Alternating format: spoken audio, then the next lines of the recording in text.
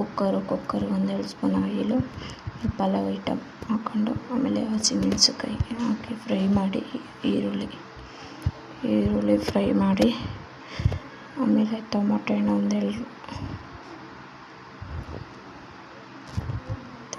Fry ಆಯ್ತಿದ್ದಂಗೆ ಶುಂಠಿ ಬೆಳ್ಳುಳ್ಳಿ paste ಹಾಕೊಂಡು ಫ್ರೈ ಮಾಡಿ ಹಸಿ ಸ್ಮೆಲ್ ಹೋಗೋ ಗಂಟ ಅರಿಶಿನದ ಪುಡಿ ಒಂದು ಚಿಟಿಕೆ ಅಷ್ಟು, ಗರಂ ಮಸಾಲ ಒಂದು ಫ್ರೈ ಮಾಡಿ,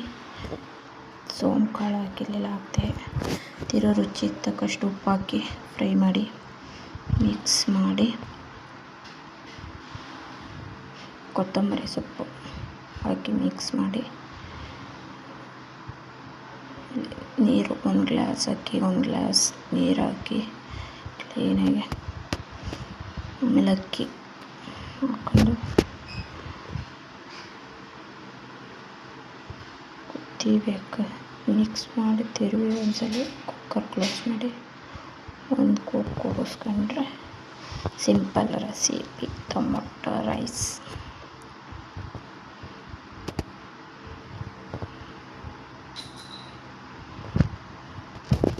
ಸಿಂಪಲಾಗಿ ಫಾಸ್ಟಾಗಿ ಮಾಡೋದು.